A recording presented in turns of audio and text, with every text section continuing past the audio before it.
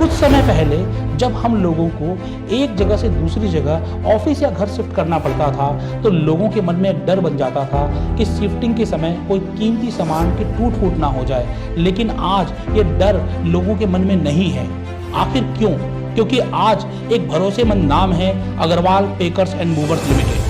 श्री रमेश अग्रवाल जी जो एयरमैन to chairman बने हैं, आज पूरे विश्व भर में नलवा भिवानी का नाम रोशन कर रहे हैं और ये भिवानी की आन बान और शान है। श्री रमेश अग्रवाल जी ने अपने करियर की शुरुआत 1980 में की। ये Indian mechanical training institute Chennai में शामिल हुए और अपनी कड़ी मेहनत और समर्पण की वजह से इन्हें सर्वश्रेष्ठ एयरमैन का खिताब दिया गया। मात्र 6 साल के बाद 1986 में रमेश जी ने सेना निवृत्ति लेने का फैसला किया और एक एंटरप्रेन्योर बनने के लिए निकल पड़े। जब वो सेना में थे तब इन्हें ये महसूस हुआ कि सैनिकों को जब एक जगह से दूसरी जगह भेजा जाता है तब उन्हें शिफ्टिंग की बड़ी प्रॉब्लम आती है और इसी प्रॉब्लम को सॉल्व करने के लिए इन्होंने अग्रवाल पैकर्स एंड मूवर्स की स्थापना की।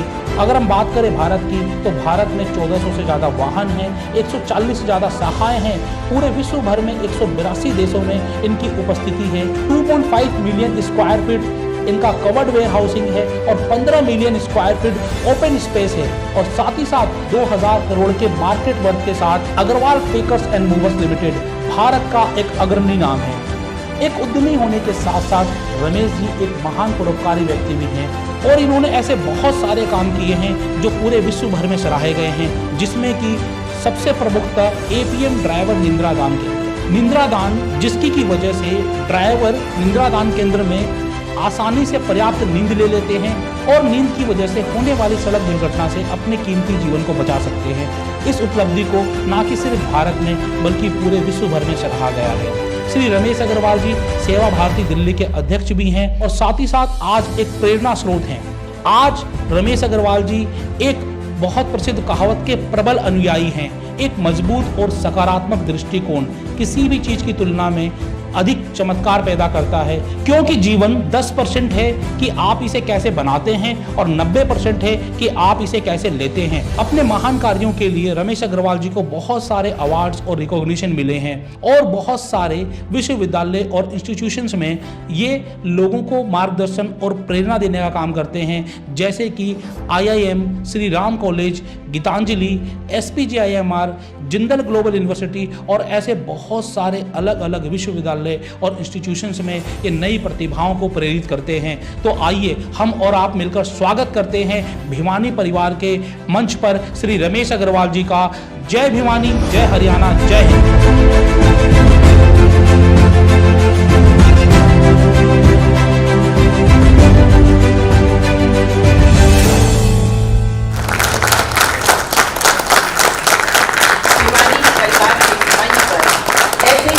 व्यक्तित्व का हम हार्दिक स्वागत करते हैं।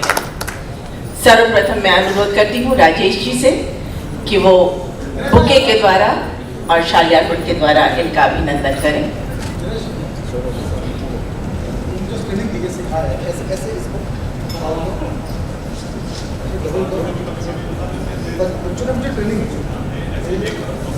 मोदी स्टाइल में ऐसे लगा।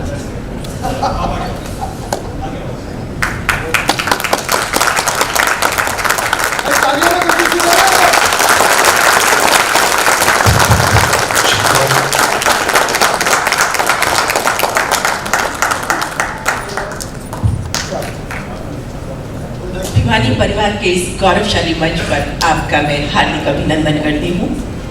और जैसा कि अभी हम आपका वीडियो देख रहे थे, आपने इंडियन एयरफोर्स में एयरमैन की भूमिका में अपना दायित्व निभाया। इंडियन एयरफोर्स से अचानक लॉजिस्टिक्स, तो ये ट्रांजिशन क्यों और कैसे? हर व्यक्ति को एक जैसे विजन पेपर होता है, तो हर व्यक्ति का एक विजन पेपर होना भी चाहिए, होता भी है। मैंने भी इस तरह बनाया था। मेरा जब जो बचपन का रहा, एक सरकारी स्कूल में पढ़ा, तो एक सरकारी स्कूल में पढ़ने से ऐसा लगता है कि पता नहीं, हम हमेशा सोचते हैं कि उन बच्चों से कंपेयर करते हैं पता नहीं क्या होगा, हम तो गांव के उपालक से रह जाएंगे, हमको तो कोई न तो बोलना आता, हिंदी नहीं बोलनी आती थी, तो अंग्रेजी की तो बहुत दूर की बात थी। तो वहाँ एक मन में ये था कि 4 या 5 साल कोई ऐसी डिग्री लेकर आए जिसका नाम था डिग्री डिसिप्लिन। तो डिग्री डिसिप्लिन डिफेंस को छोड़कर के मिल नहीं सकती, पर मन हमेशा शुरू से बिजनेस में था, व्यापार में था। तो उसके कारण ऐसा सोचा कि या तो भारतीय वायुसेना या इंडियन आर्मी। तो लकीली मैं इंडियन एयरफोर्स में भर्ती हो गया और मेरा उसी टाइम पर विजन था कि मैं 5 साल रहूँगा, और गलती से 1 साल फालतू और रह गया क्योंकि डिस्चार्ज की फॉर्मेलिटी में टाइम लग गया। तो मैं 6 साल भारतीय वायुसेना में रहा। और हमारे ये कहते हैं ना कि जब कोई व्यक्ति के पास में एक कोई डिसिप्लिन तो डिग्री होती है, वो एक पार्टिकुलर टाइम है उसका, यानी कि वो कम से कम आपको 9 या 10 साल में मिलती है। तो अब मैं वहाँ 6 साल रहा और वो 9-10 साल में मिलनी थी, तो वो मुझसे कैसे मिलेगी। तो एक प्रयोग किया वहाँ पर रहकर कि जनरली ड्यूटी वहाँ एयरफोर्स में हमारी 6 घंटे की होती है, 7 बजे से लेकर 1 बजे तक, फिर 1 बजे से लेकर दोबारा शाम को 8 बजे तक। सिस्टम ऐसा बनाया हुआ है कि सुबह ब्रेकफास्ट के जाए, लंच अपना घर में आके कर ले, और जो 1 बजे वाले हैं वो लंच करके जाए, वो डिनर अपने घर में कर ले। इस तरह का उन्होंने बनाया हुआ था। तो मैंने अपनी ड्यूटी को 7 से 1 की, और 80% टाइम में 8 से फिर रात तक की, यानी कि 2 ड्यूटी करने के बाद 6 साल के अंदर 10 साल का अनुभव लेकर आया। और फिर बहुत तो ये थी आपकी लेकिन फिर आप लॉजिस्टिक के क्षेत्र में कैसे आए? उसका विचार आपके दिमाग में कहाँ से आया? एक मन रहता था कि व्यापार से शुरू से, हालांकि थोड़ा सा दुकान होती थी, पर एक बिजनेस के अंदर, बिजनेस परिवार से पैदा होने के बाद तो एक मन में रहता है कि भाई कहाँ आप नंबर 1 बनेंगे। व्यापार में सीखा जाता है कि मोर पेन मोर गेन। जिस बिजनेस में ज्यादा पेन होगा उसमें हाथ लगाने से आपको ज्यादा गेन होगा। तो 1987 में 86 जब मैं ये भारतीय वायुसेना छोड़कर आया था, तो मैं भी उस टाइम पर एक आवाज सफरर की देखा करता था कि सामान जब शिफ्ट होता है, एक पोस्टिंग जब, यानी कि प्रमोशन की खुशी से ज़्यादा उस शिफ्टिंग में बड़ा पेन होता था। प्रमोशन की शिफ्टिंग के बाद एक व्यक्ति को बदलना ही पड़ता है, तो वो बड़ा पेन होता था। और उस जमाने में 86 में 2-4 विदेशी कंपनी थी, राइटर, अलाइड, हिंदुस्तान की कोई कंपनी नहीं थी।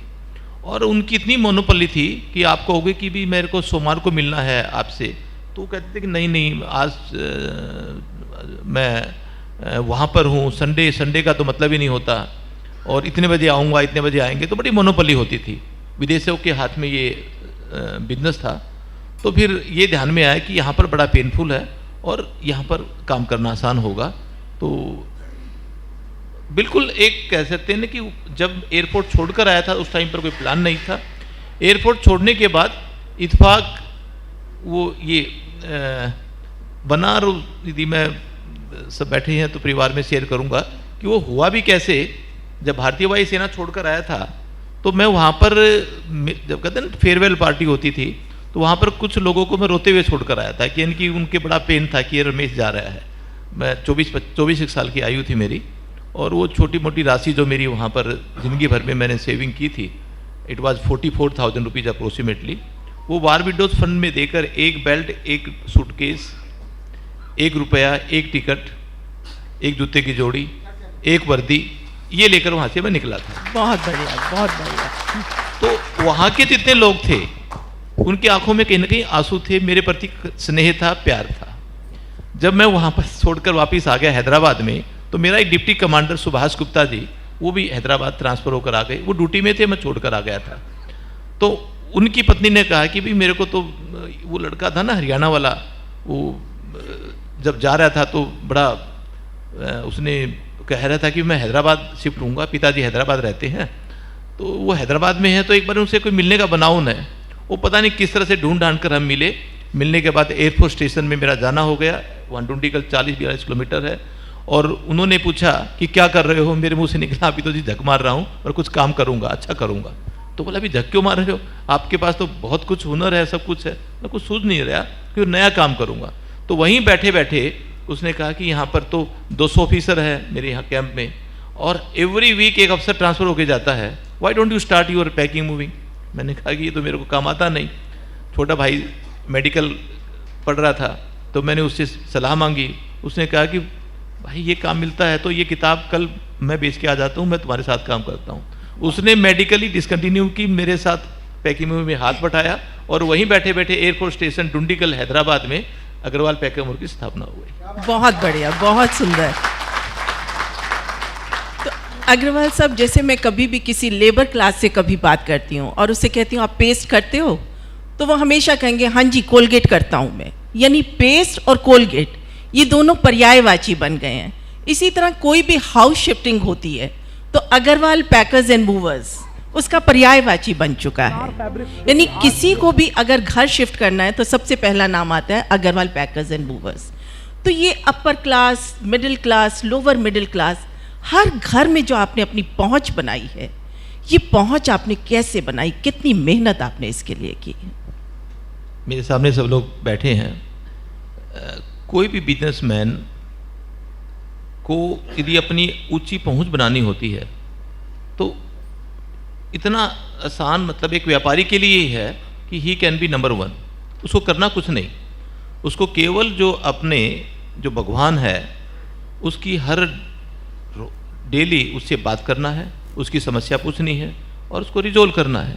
हम कई बार ये भूल जाते हैं कि हम मंदिर वाले भगवान पे पूजा ज़्यादा करते हैं, जो आपके दरवाजे पर एवरीडे घंटी बजाकर आपके पास आता है, आपसे बात करता है, कुछ कई बार आपकी कंप्लेन करता है, कई बार वो कहता है कि यार थोड़ा सा डांटता भी है, उसको हम कई बार भूल जाते हैं। तो जो ग्राहक रूपी जो भगवान है वो आपको जहाँ भी चाहे खड़ा कर देता है। कि मगर हमारी सोच में क्या होती है कि उसको हम ग्राहक मानते हैं, भगवान नहीं मानते। कि कई लिखा तो होता है दफ्तरों में कि ग्राहक भगवान का रूप है, मगर उसको मानते नहीं।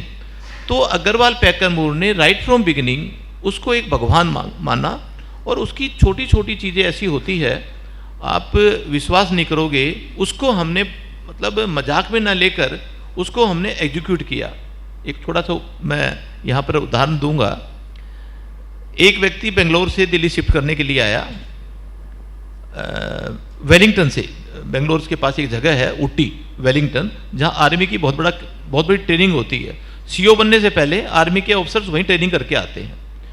और उसका कुछ सामान दिल्ली जाना था, कुछ सामान उसका गुवाहाटी जाना था। उसने कहा कि उस बैचलर था, करीबन उसके जो ट्रक जो बड़ा होता है उससे आधे से भी कुछ कम था सामान। तो बुकिंग करने वाले को उसने कहा कि मैं ये सामान मेरा बुक कर लूँ। उन्होंने देख लिया आधा ट्रक है तो आधे ट्रक का किराया दिया। बोला कि अब मैं है ना किराया तो इतना ही दूंगा, मगर मैं ट्रक के ताला लगाऊंगा मेरा, और इसमें दूसरे का सामान नहीं डाल सकते मेरे साथ में, बिल्कुल एकदम, क्योंकि मैं आर्मी का ऑफिसर हूँ, मेरा सामान इसमें रहेगा।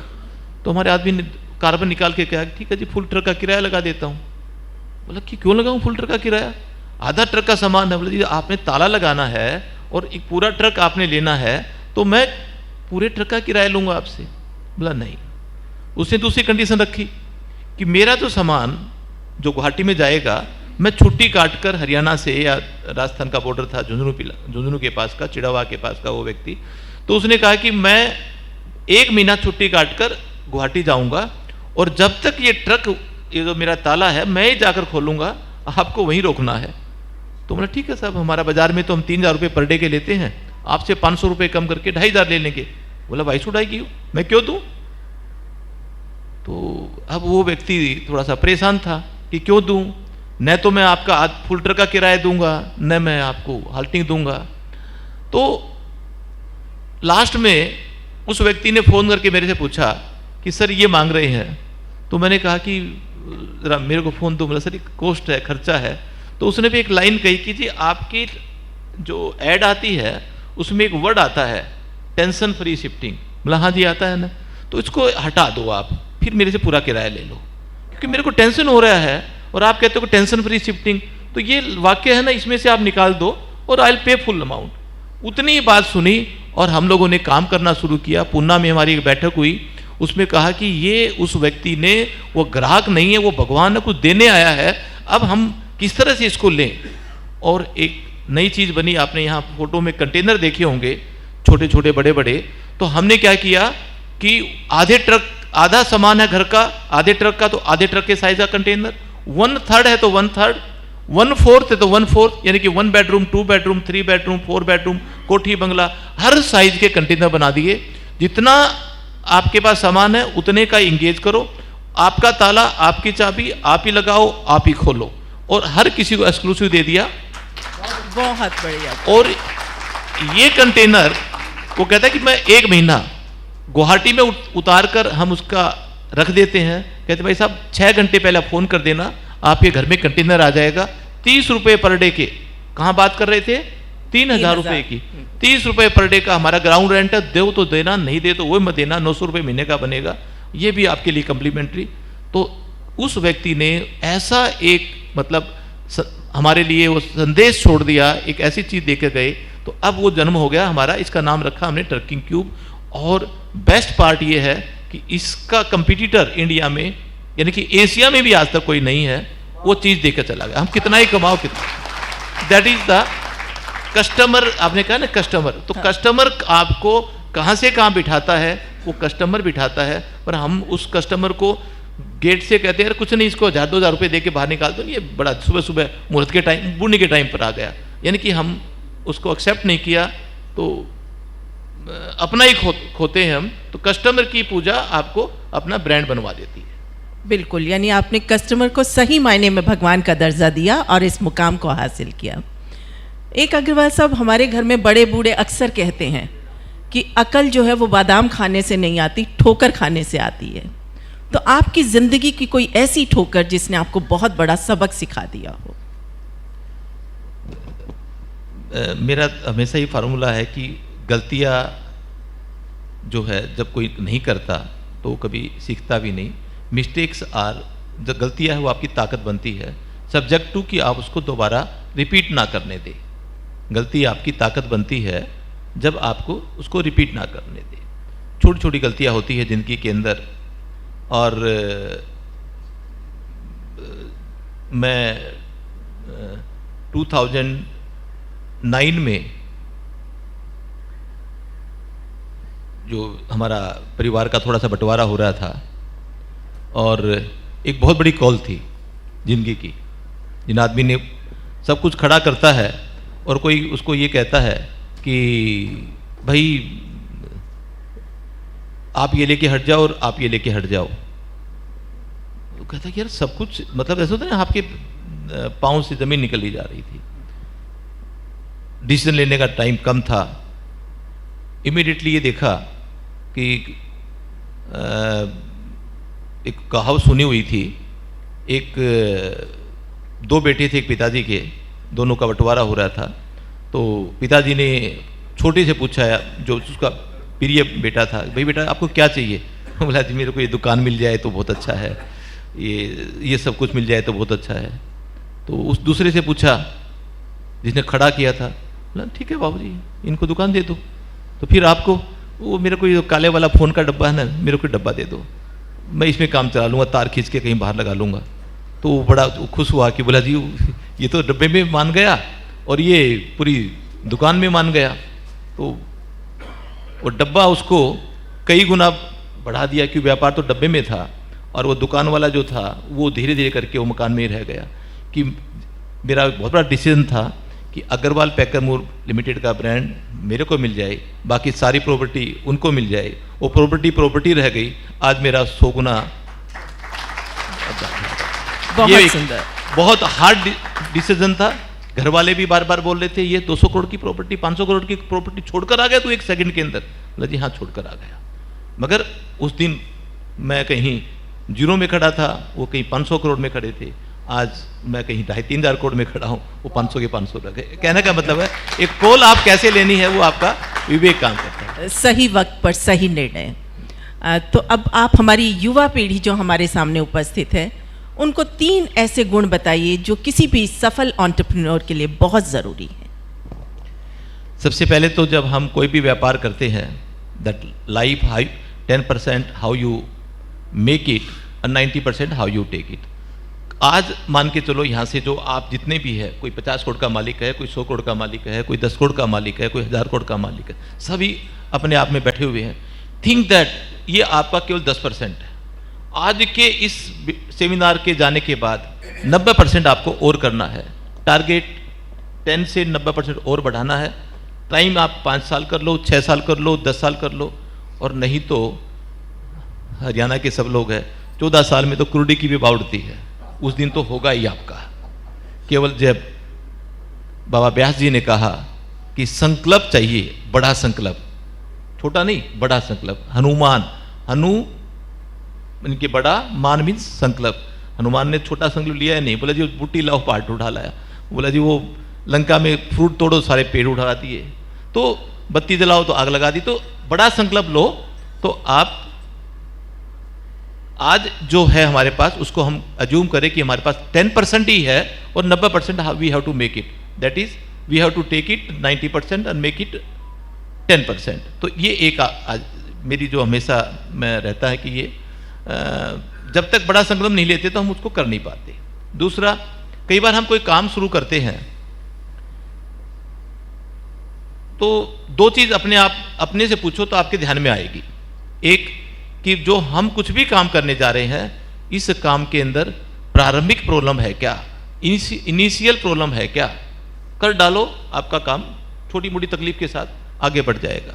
और कुछ काम ऐसे होते हैं, क्या इस काम करने से प्रॉब्लम की शुरुआत है क्या, शुरुआत की प्रॉब्लम और प्रॉब्लम की शुरुआत बहुत अंतर है। यदि शुरुआत की प्रॉब्लम है तो गो हेड, थोड़ी मोटी हर्डल आएगी, आप करोगे, सफल होगे।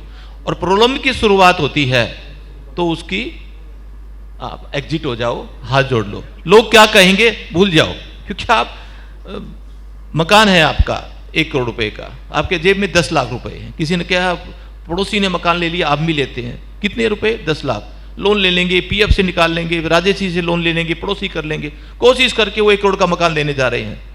क्या वो देखनी है कि शुरुआत की प्रॉब्लम है या प्रॉब्लम की शुरुआत? वो प्रॉब्लम की शुरुआत कर रहा है। 10 लाख में 1 करोड़ का मकान, हाँ, उसके बाद 80 लाख रुपए है और कहता है कि 1 करोड़ का मकान लेना है, कोई बात को नहीं, पीएफ से लोन ले लूंगा, वहां से ले लूंगा, 20 लाख का मैटर है। तो शुरुआत की प्रॉब्लम है, मैं किसी तरह इसको 2-4 साल में और कम कर लूंगा। तो ये सोचने की जरूरत है कि प्रॉब्लम की शुरुआत की प्रॉब्लम है और प्रॉब्लम की शुरुआत है। और तीसरी चीज हमेशा जो हम आपस में भिड़ते रहते हैं, ये कि लोग क्या कहेंगे, एक ईगो बनाते हो, कुछ भी काम कर लिया, लोग क्या कहेंगे। आपने कोई किसी के ऊपर कोई झगड़ा कर लिया, केस कर लिया, वो वापस लेने में डरते हैं। 1-2 ऐसे बड़े बड़े घराने भी इस केसों के चक्कर में मतलब बर्बाद हो गए, खत्म किया। लोग क्या कहेंगे, मैंने तो केस कर दिया, कुछ नहीं बिगड़ता। कुछ को तो आप किसी से तो मांग लो माफी और किसी को कर दो माफ, आप देखना जीवन को कितना आसान हो जाता है। तो मैंने तो किसी से तो मांग ली माफी और किसी को कर दिया माफ और मेरा जीवन आज बहुत सादा। बहुत सुंदर। तो संघर्ष सपनों से बड़ा नहीं, हारा वो जो लड़ा नहीं। अग्रवाल जी की जीवन यात्रा संघर्षों से जीत की यात्रा है। बहुत सारे प्रश्न हैं लेकिन समय बहुत कम है। मेरे प्रश्न कम पढ़ सकते हैं लेकिन इनके जवाब कम नहीं पड़ेंगे, और हर जवाब अपने आप में एक एक्सपीरियंस होगा, लाइफ टाइम एक्सपीरियंस हमारे लिए। लेकिन आज के लिए बस इतना ही, फिर कभी आपसे मुलाकात होगी डिफरेंट सवालों के साथ। तो आपका बहुत बहुत आभार, बहुत बहुत धन्यवाद। मित्रों, रमेश अग्रवाल जी के जीवन पर मैंने किताब लिखी, डायमंड पॉकेट बुक से किताब निकली, वो सीधी साधी बातें। रमेश जी से बात होती थी, कोई किस्सा सुनाया करते थे, मैं एक राइटर हूँ, कवि हूँ, तो उसको लिख दिया करता था। जब मैं डायमंड पॉकेट बुक्स पे वो किताब लेकर गया, मैं एक किताब है रमेश जी की लाइफ के ऊपर, तो कहा राजेश भाई अद्भुत चीज़ है, ये तो आप हमको दे दीजिए, हम इसको पब्लिश करेंगे। किताब पब्लिश हुई, लोगों तक पहुँची। 1 महीने बाद मेरे पास फ़ोन आया Narendra Verma diamond pocket books वाले का, राजेश भैया मिलना है। बोलिए क्या बात है? कहता है यार वो किताब तो ज़बरदस्त है, वो सब बिक गई। मैंने कहा कमाल हो गए। कहता है आप मुझे अगर रमेश जी से ये अधिकार दिलवा दीजिए कि हम इसका 5 भाषाओं में अनुवाद करें तो कैसा रहेगा? मैंने कहा बहुत अच्छा। रमेश जी को मैंने फ़ोन लगाया, मैंने कहा वो चाहते हैं कि इसका हम अनुवाद करें। तो उसके बाद अंग्रेजी में आई हार्ट टू हार्ट, पंजाबी में आई, गुजराती में आई और मराठी में आई। और भारत की आज सर्वाधिक पुस्तकें जो बिकने वाली है उनमें से एक किताब रमेश अग्रवाल जी की जिंदगी पर है, जिसका नाम है सीधी सादी बातें। रमेश जी के बारे में बहुत कुछ कहा जा सकता है, लेकिन 15 मिनट में क्या करें। आप व्यक्तिगत रूप में लंच के समय रमेश जी से चर्चा कर सकते हैं, बातचीत कर सकते हैं। रमेश जी आए, बहुत बहुत धन्यवाद। दिनेश जी आ जाओ।